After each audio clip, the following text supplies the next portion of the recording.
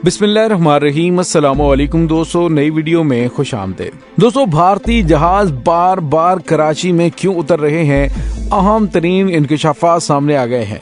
शरीफ खानदान बहुत बुरा फंस गया, 15 अरब डकारने का घनौना मंसूबा भी बेनकाब। वीडियो की तफसील में जाने से पहले आप देख रहे हैं हकीकत की दुनिया डॉक्टर अली के साथ। हमारा चैनल सब्सक्राइब करके घंटी के निशान को दबाना मत भूलिएगा। इस वीडियो को ज्यादा से ज्यादा फेसबुक, व्हाट्सएप और सोशल मीडिया पर शेयर जरूर करें। शेयर और लाइक करने के साथ साथ कमेंट बॉक्स में पाक फौज जिंदाबाद, पाकिस्तान पाइंदाबाद और पाकिस्तान के गुमनाम हीरोज को सलाम का नारा कमेंट जरूर कीजिएगा।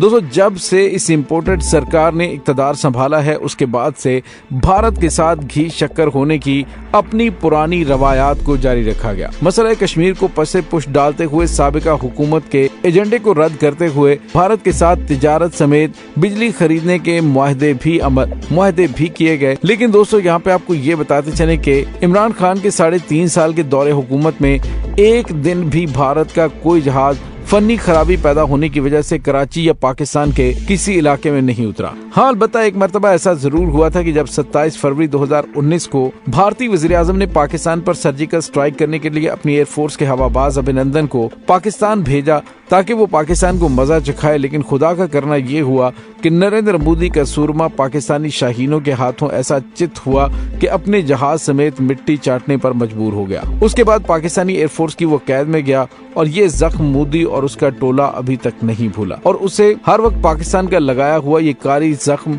दर्द का एहसास दिलाता रहता है। लेकिन जब से इमरान खान को घर भेजा गया, इन चंद महीनों के दौरान भारत के 3 जहाज फनी खराबी की वजह से कराची लैंड कर चुके हैं। दोस्तों, यहाँ पे एक बहुत बड़ा सवाल उठता है कि ये जहाज सिर्फ कराची में ही लैंड क्यों होते हैं। दोस्तों, आप भी सोचने पे मजबूर हो जाएंगे। दोस्तों, ऐसे हकायक आपके सामने रखेंगे कि आप भी सोचने पे मजबूर हो जाएंगे कि आखिर वही जहाज फनी खराबी का शिकार क्यों हो रहे हैं जिनकी समत और परवाज कराची के इर्द गिर्द होती है। इमरान खान के 3.5 साल दौरे हुकूमत में ये जहाज खराब क्यों नहीं हुए? अब ऐसा क्या हो गया है कि आए रोज भारतीय जहाज फनी खराबी का शिकार होकर कराची में उतर रहे हैं, और वो भी रात 12 बजे के बाद। दोस्तों, ये कोई मामूली बात नहीं है जिसे नजरअंदाज किया जाए। ये 12 जुलाई की बात है कि जब भारत के 2 मजीद जहाज फनी खराबी की वजह से कराची उतरे, जिनसे मुतल्लिक कहा गया कि ये भारत से बहरीन जा रहे थे। और शुनीद ये है कि चंद रोज पहले एविएशन अथॉरिटी में कुछ बहुत ही अहम पोस्टिंग ट्रांसफर की गई है। हम सबको इस फनी खराबियों को मामूली वाक़या समझकर नजरअंदाज नहीं करना चाहिए। 5 जुलाई को भी भारतीय एयरक्राफ्ट SG-11 स्पाइस जेट 737 जो दिल्ली से रवाना हुआ, अचानक उसे किसी फनी खराबी की वजह से कराची लैंड करना पड़ा।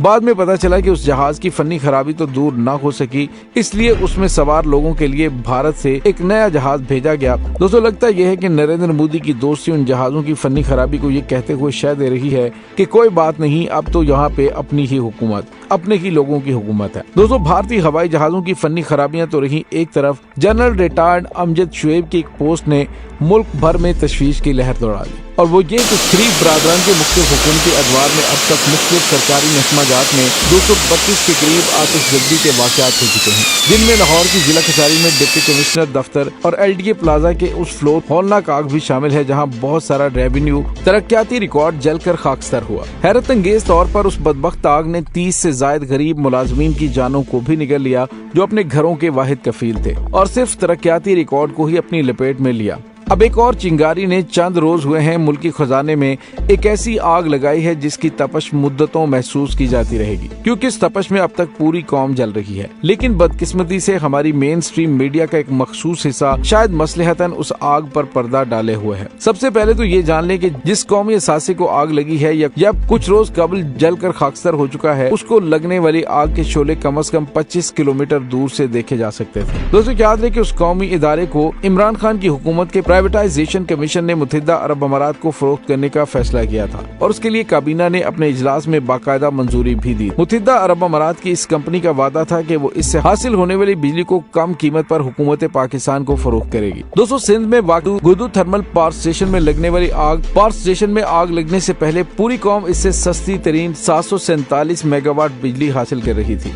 सितम ज़रीफ़ी देखें कि वजारत तवानाई और वजारत इत्तलात की जानिब से 15 अरब रुपए से जायद के इस कौमी नुकसान पर एक हल्का सा बयान भी नहीं दिया गया, जिससे बज़ाहिर यही लगता है कि उन्हें इस कौमी नुकसान पर कोई दुख नहीं हुआ।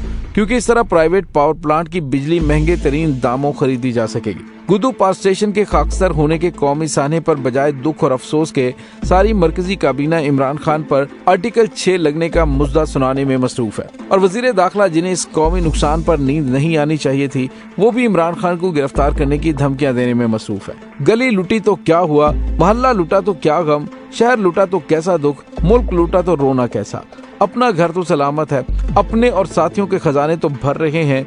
लोड शेडिंग से हम या हमारे साथी या हमारे और उनके खानदानों को तो कोई परेशानी नहीं। अवाम ही हब्स और गर्मी में तड़प रहे हैं। महंगी बिजली की वजह से उनको मिलने वाला बिल उन्हें ही रुलाएगा जो कतारों में लग लग कर हम सबको वोट डालते हैं, जो हमारे जलसों में कई कई घंटे बैठकर हमारी राह तकते हैं। दोस्तों, गुड्डू पावर स्टेशन की तबाही पर जहां पूरी पीडीएम खामोश है, सिंध में जनाब जरदारी की हुकूमत खामोश बैठी है, तो वहीं मरकज में इक्तदार संभाले शहबाज हुकूमत का रवैया भी इससे कुछ मुख्तलिफ नहीं है। लगता है सब एक दूसरे का मुंह देख रहे हैं कि कौन जिम्मेदार है। गुड्डू की इस आग से मुल्की खजाने के 15 अरब रुपए के जल जाने पर तहरीक इंसाफ के रहनुमा अली हैदर जैदी और अमीर जमात इस्लामी सेनेटर सिराजुल हक ने मुतालबा किया कि इस कौमी सानहे की गैर जानिबदार तहकीकात के लिए आला सतही कमीशन तश्कील दिया जाए, ताकि पता चल सके कि पाकिस्तानी अवाम को सस्ती बिजली फराहम करने वाला ये प्लांट किसकी गफलत की वजह से जलकर जमीन बोस हुआ। लेकिन उनके इस मुतालबे को सुनी अनसुनी करते हुए मियां शहबाज शरीफ की हुकूमत ने एक चीफ इंजीनियर की क़यादत में 4 रुकनी कमेटी तश्कील देते हुए कहा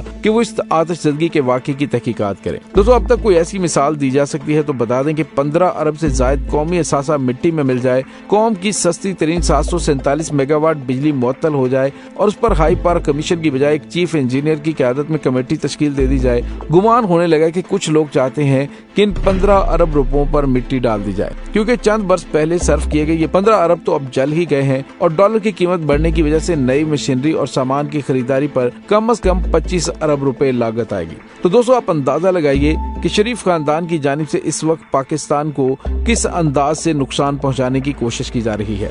और दोस्तों, देखिएगा कि आने वाले दिनों में कुछ एविएशन के कुछ ऑफिसर अगर जुबान खोलेंगे तो पता चलेगा कि कराची में लैंड करने वाले इन जहाजों के पीछे क्या क्या होता रहा और इस हुकूमत की जानिब से क्या क्या किया जाता रहा। इसकी मुकम्मल तहकीकात होनी चाहिए, क्योंकि ये वक्त की जरूरत है। और दोस्तों, अब चूँकि पाकिस्तान तहरीक इंसाफ पंजाब में अपनी पोजीशन मजबूत कर चुकी है, वजीर आला पंजाब उनका आ रहा है, वफाक में सिर्फ शहबाज शरीफ की हुकूमत है जिसको खत्म करने का किसी वक्त भी ऐलान हो सकता है, लेकिन इस पर कमीशन तश्कील दिए जाने चाहिए और इसकी मुकम्मल तहकीकात होनी चाहिए कि ये सब कुछ क्यों किया गया और इसके पीछे कौन कौन से घनौने मकासद थे। जो मुमकिन तौर पर मकासद हो सकते थे वो मुमकिनात मैंने आपके साथ शेयर की हैं, मे भी इससे भी बड़ा और घनौना मंसूबा हो। दोस्तों, इस तमाम सूरत हाल के बारे में आपका क्या कहना है, कमेंट सेक्शन में अपने ख्यालात का इजहार जरूर कीजिएगा। इसके साथ ही डॉक्टर अली को इजाजत दीजिए। इंशाल्लाह बहुत जल्द मिलते हैं एक नई वीडियो में। तब तक के लिए अपना बहुत सारा ख्याल रखिएगा। पाक फौज जिंदाबाद, पाकिस्तान पाइंदाबाद, पाकिस्तान के गुमनाम हीरोज को सलाम। अल्लाह वारिस।